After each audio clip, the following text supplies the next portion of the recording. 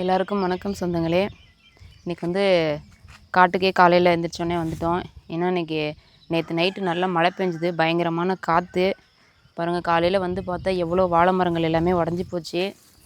இது எல்லாமே தார் போடுற பதம். பாருங்கள், பூ வர சமயத்தில் குட்டியெல்லாம் வந்தாலே பூ வர பதம். இது எல்லாமே உடஞ்சி போச்சு. இங்கே பாருங்கள், ஒரு 2-3 சீப்பு அப்படியே பூ வந்ததுக்கப்புறம் தார் போட்டிருக்கு.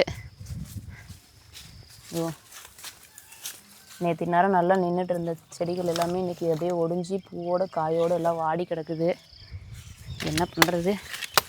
மழை வந்துச்சேன்னு ஒரு பக்கம் மனசுக்கு சந்தோஷமாக இருந்தாலும் எவ்வளோ செடிகள் எல்லாமே உடஞ்சி போச்சு. பாருங்கள், அவுத்தி மரம் இது எவ்வளோ பெருசாக இருந்தது, இப்போ இதுவும் உடஞ்சி பாருங்கள், எல்லாம் பாக்கு செடியெல்லாம் ஒடிச்சு விட்டுருச்சு. மனசுக்கு ரொம்ப கஷ்டமாக இருக்குது. காலையில் இப்படி தாரெல்லாம் உடஞ்சி போச்சு அப்படின்னு பார்த்தோன்னே பொக்குன்னு போயிடுச்சு. பச்சை பிள்ளைங்களாட்டம் துவண்டு போய் எல்லாம் உடஞ்சி கிடக்குதுங்க. நம்ம கொஞ்சம்தான் அப்படியே இலை சாப்பிட்றதுக்கும் ஆகும். ஏதோ ஒரு 1-2 தார் போட்டாக்கா பிள்ளைங்க சாப்பிடுமேன்னு சொல்லிட்டு கொஞ்சம் தான் வாழை மரம் நட்டோம். ஆனால் அதுவுமே பாருங்கள், எவ்வளோ வாழை மரங்கள் எல்லாம் உடஞ்சி போச்சு. ஏற்கனவே ஒரு தடவை இது போல் தான் மழை எல்லாமே பிஞ்சு பிசுக்கோடு உடஞ்சிருச்சு. இப்போ இந்த தடவை அது போல் தான் நிறைய உடஞ்சி போச்சு. தார் போட்டு போடாமையும் இதையே நிறைய பேர் பயிராக வச்சுருக்காங்க. இங்கே கொஞ்சம் இதுக்கே நம்ம இவ்வளோ கஷ்டமாக இருக்குது. ஆனால் இதே நிறைய பயிர் பண்ணியிருக்கவங்களாம் எவ்வளோ கஷ்டப்படுவாங்க, எவ்வளோ தார்கள் உடஞ்சதோ என்னவோ தெரியல.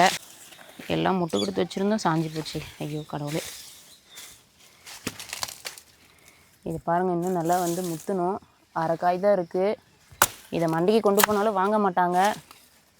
அப்படியே கேட்டாலும் இதை இங்கேருந்து கொண்டு போய் அவங்கெல்லாம் கேட்காசு அதெல்லாம் எடுத்தது போக ஏதோ ஒரு 100-50 கொடுப்பாங்க. இதை யாரும் வாங்கவும் மாட்டாங்க. நம்ம இது போல் சின்ன காயாக இருக்குது அப்படின்னு. விவசாயிகள் எவ்வளோ தான் கஷ்டப்பட்டு வேலை செஞ்சு இதை பயிர் எடுத்தாலும் கடைசியில் இப்படி காற்று மழை இப்படி பிஞ்சு பிசுக்கோட சாஞ்சி போச்சுன்னா அவங்க என்னங்க பண்ணுவாங்க? கடனை வாங்கி இதெல்லாம் பயிர் பண்ணுறாங்க. ஆனால் காற்று மழை வந்ததுக்கப்புறம் பாருங்கள், எல்லாமே சேதம் ஆகிடுச்சு. அச்சோ, இவ்வளோ பிஞ்சு செடியும் செஞ்சு போச்சு.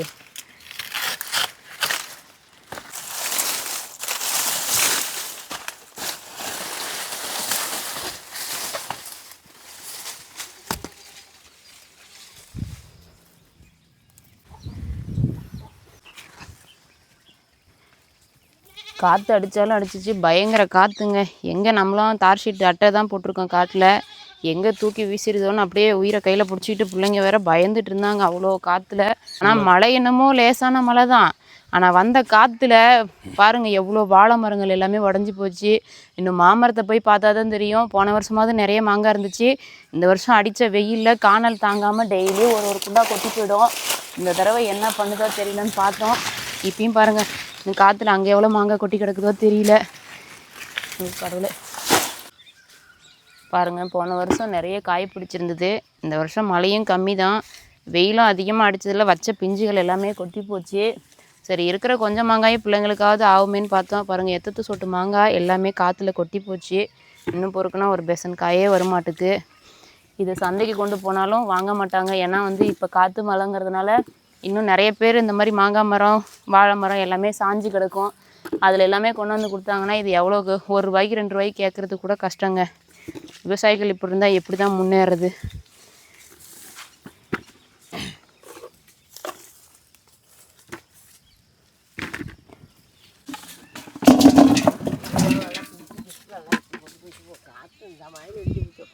அவுத்தி மரம் எவ்வளோ ஸ்ட்ராங்கான மரம், அதுவே இந்த அளவுக்கு உடஞ்சி கிடக்குதுன்னா மாங்காய் ஏமாத்திரம்.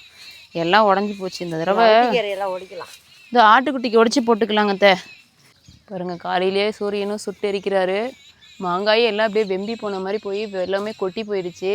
போன வருஷம் இருந்த மாங்காயில் கால்வாசி கூட இல்லை. மாங்காயும் நல்லா பெருசாக இருந்துச்சு. இந்த தடவை மாங்காயும் பெருக்கல, இருக்கிற மாங்காயும் முத்துறதுக்கும் வழி இல்லாமல் எல்லாமே வெயில் அடியிலே கொட்டி போயிடுதுங்க. மழையும் லேசாக தான் பெஞ்சுது. இன்னும் கொஞ்சம் மழை பெஞ்சிருந்தா இந்த வெக்கையாவது நல்லா இருந்திருக்கும் குளிர்ச்சியாக. அதுக்கும் வழி இல்லை. ஆனால் மாங்காய், வாழை மரம் எல்லாமே சேதம் பண்ணது தான் மிச்சம். என்ன பண்ணுறது? விவசாயிகளோட நிலைமை இப்படி தானே இருக்குது.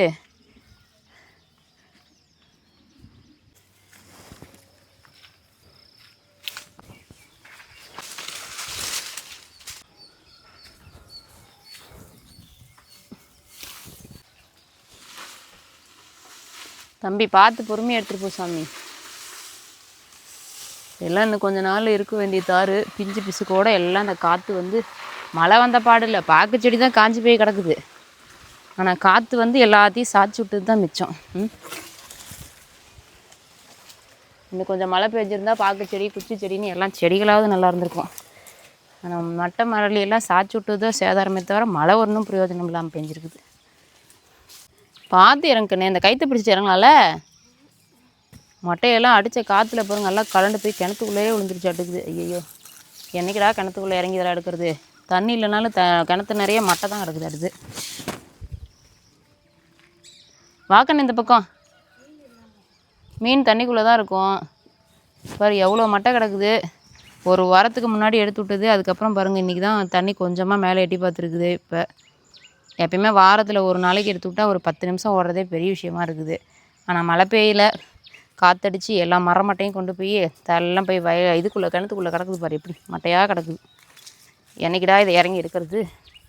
தண்ணியே கலர் மாறுற அளவுக்கு எல்லாம் போய் அழுக்காகி போயிடுச்சு. பாருங்கள் தேங்காய் எல்லாமே பிஞ்சு விட்ருக்குது.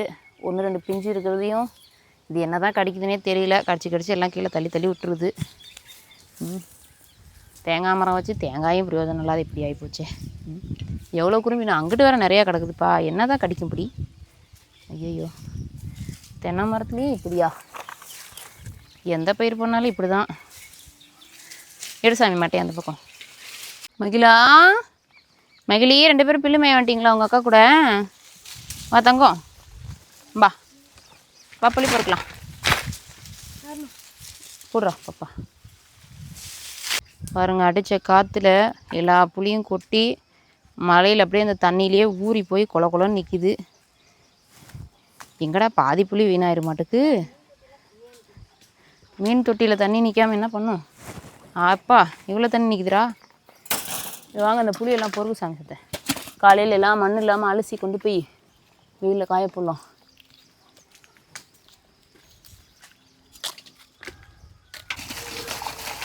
பாருங்கள் எல்லாமே வந்து நல்லா மழையில் நைட்டு ஃபுல்லாக ஊறி போகும். புளியெல்லாம் ஒரே மண்.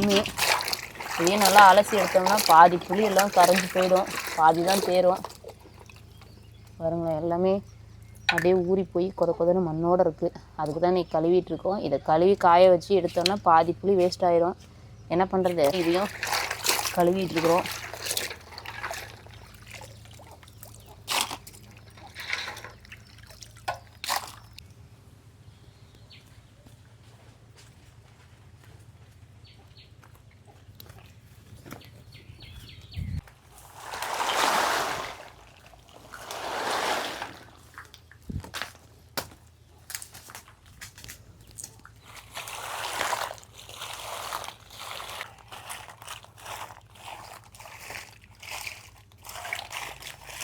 நல்லா கழுவி விட்டு காரையில் காய போடலாம். பாருங்கள் அப்படியே பாதியெல்லாம் கொல கொலன்னு வருது.